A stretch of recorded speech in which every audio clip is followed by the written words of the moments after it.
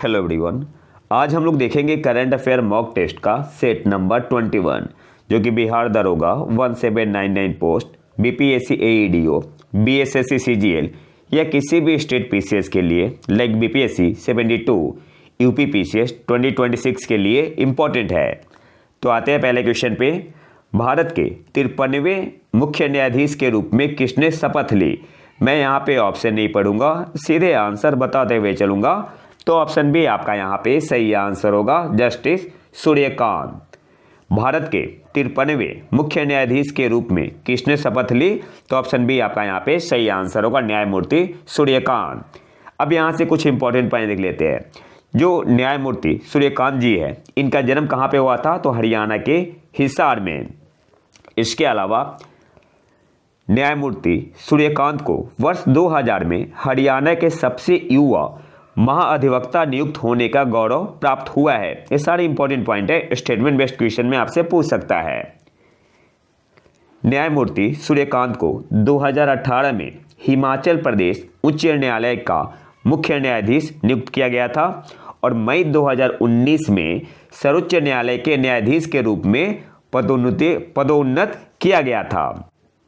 इसके अलावा न्यायमूर्ति सूर्यकांत जम्मू कश्मीर के विशेष दर्जे को हटाने वाले अनुच्छेद 370 को हटाने, बिहार मतदाता सूची संशोधन और पेगासस स्पाईवेयर मामले जैसे हाई प्रोफाइल मामलों का हिस्सा रहे हैं।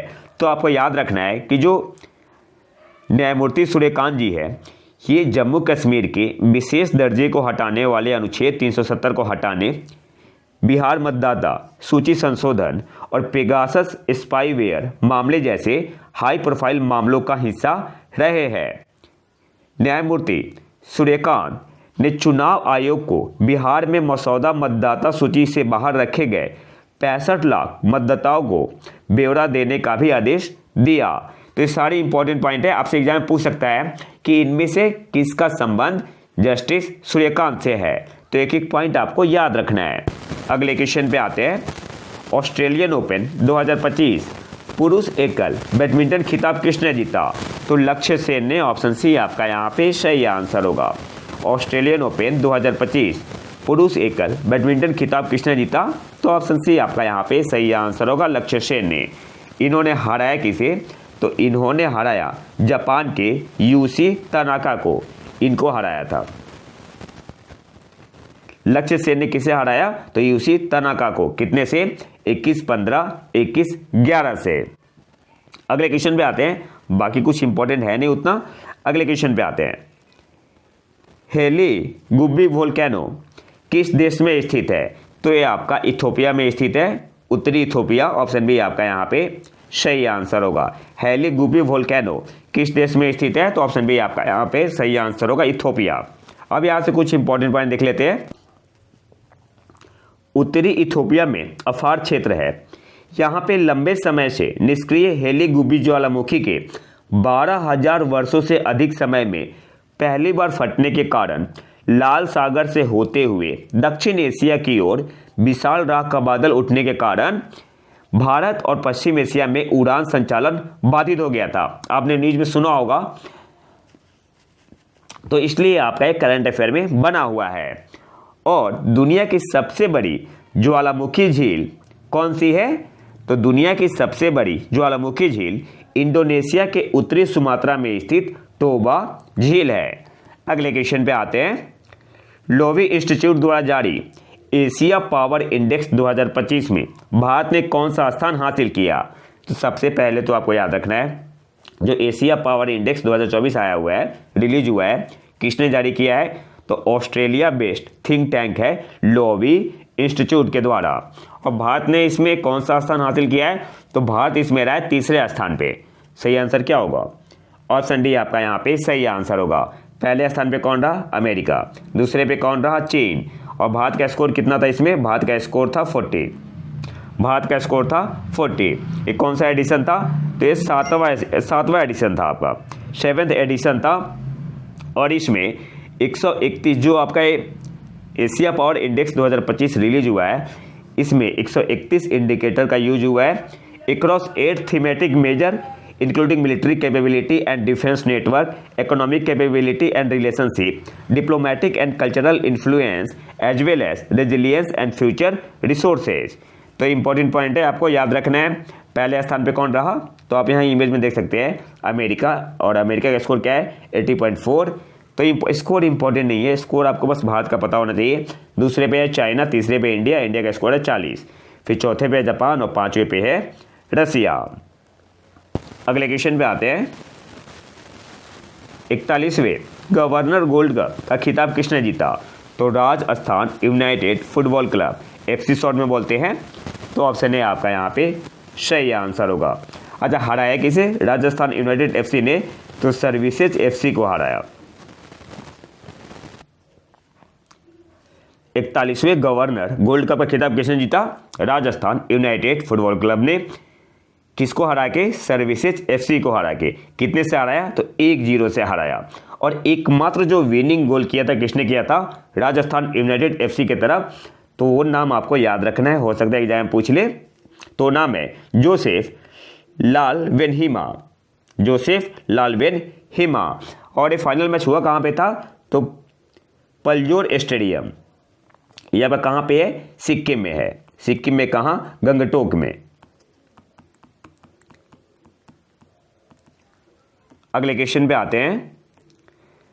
चक्रवात दितवा के कारण व्यापक जनहानि, बड़े पैमाने पर विस्थापन और गंभीर बुनियादी ढांचे की क्षति के बाद किस देश ने देशव्यापी आपातकाल की घोषणा की है।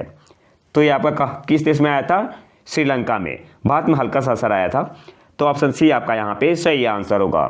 साइक्लोन दितवा के कारण व्यापक जनहानि, बड़े पैमाने पर विस्थापन और गंभीर बुनियादी ढांचे की क्षति के बाद किस देश ने देशव्यापी आपातकाल की घोषणा की है, तो श्रीलंका ने। ऑप्शन सी आपका यहाँ पे सही आंसर होगा। अच्छा, ये जो आपका साइक्लोन है, साइक्लोन दितवा, ये नाम किसने दिया है, किस देश ने दिया है, यमन ने, यमन ने। और श्रीलंका के प्रेसिडेंट कौन है, इसका आंसर आपको बताना है कमेंट बॉक्स में। अगले क्वेश्चन पे आते हैं। किस संगठन ने 2024 antimicrobial resistance research and surveillance network report जारी की, तो ICMR ने। ऑप्शन बी आपका यहाँ पे सही आंसर होगा। किस संगठन ने 2024 antimicrobial resistance research and surveillance network AMRSN report जारी की, तो ICMR ने। ICMR का मतलब क्या हुआ, Indian council of medical research. अगले क्वेश्चन पे आते हैं। साइक्लोन दितवा के कारण श्रीलंका के कई प्रांतों में आई भीषण बाढ़ और भूस्खलन के बाद भारत ने किस अभियान के तहत श्रीलंका की सहायता के लिए एक बड़ा मानवीय प्रयास शुरू किया है, तो सही आंसर क्या होगा, उस ऑपरेशन का नाम क्या है, ऑपरेशन सागर बंधु। ऑप्शन डी आपका यहाँ पे सही आंसर होगा। अब यहाँ से कुछ इंपॉर्टेंट पॉइंट देख लेते हैं। ऑपरेशन का नाम क्या है, ऑपरेशन सागर बंधु। भारत ने किस देश के लिए लॉन्च किया, तो श्रीलंका के लिए। क्यों किया, तो वहाँ पे जो साइक्लोन दितवा आया हुआ था, या डिटवा, तो वहाँ पे काफ़ी नुकसान हुआ। तो इसके लिए भारत ने लॉन्च किया ऑपरेशन सागर बंधु।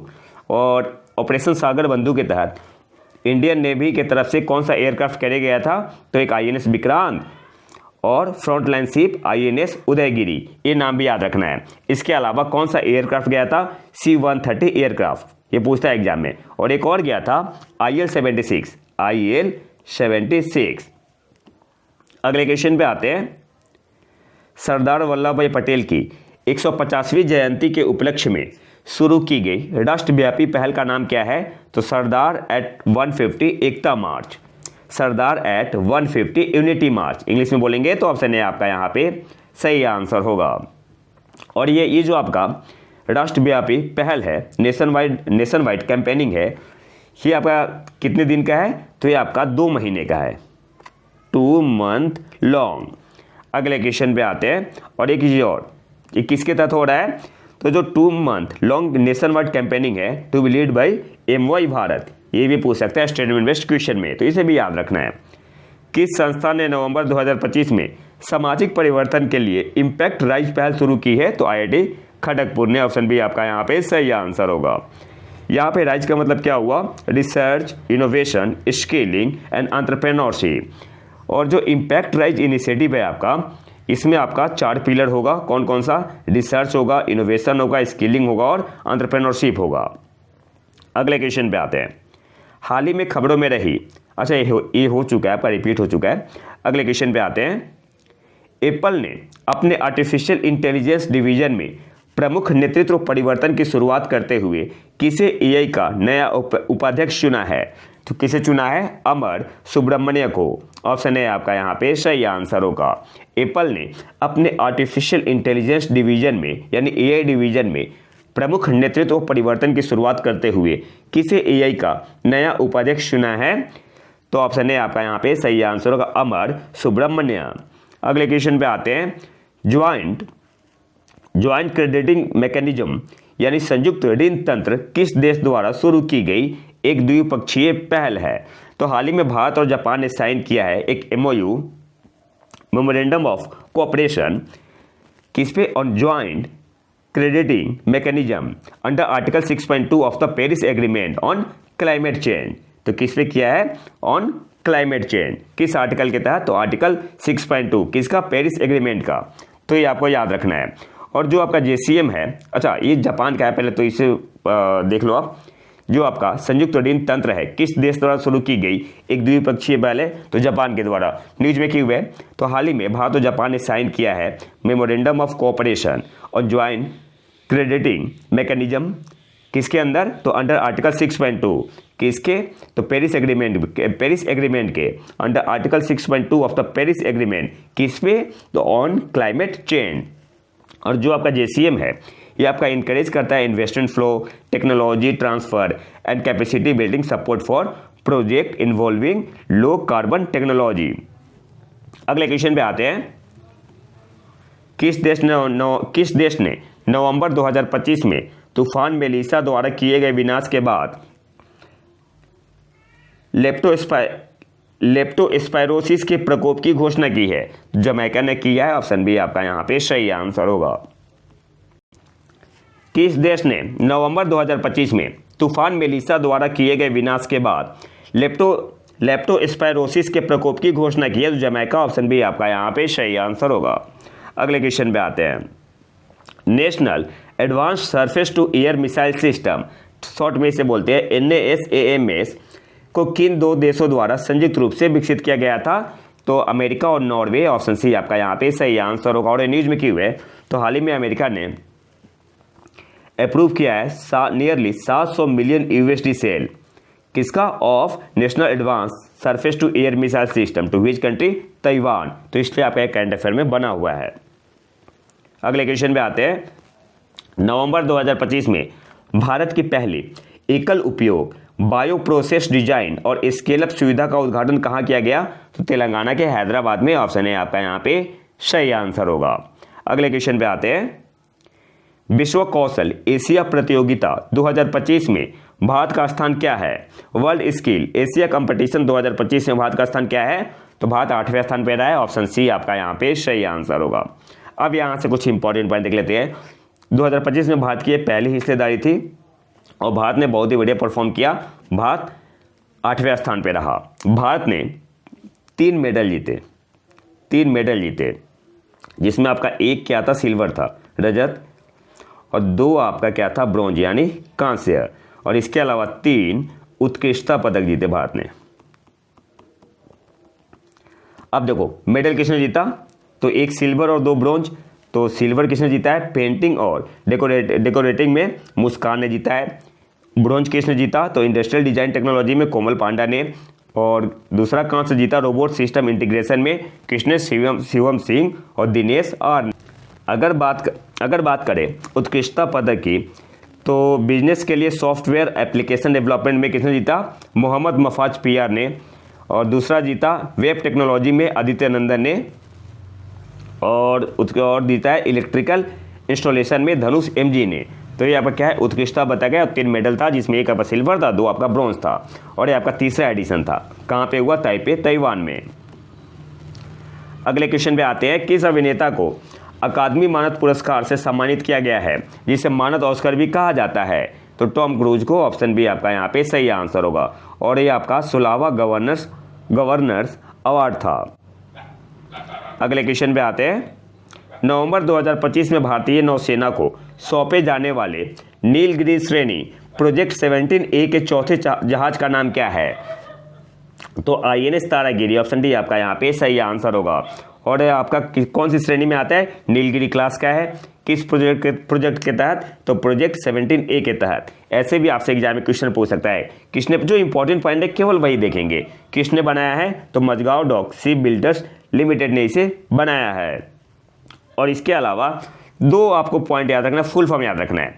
एक तो CODOG, तो इसका मतलब क्या होता है?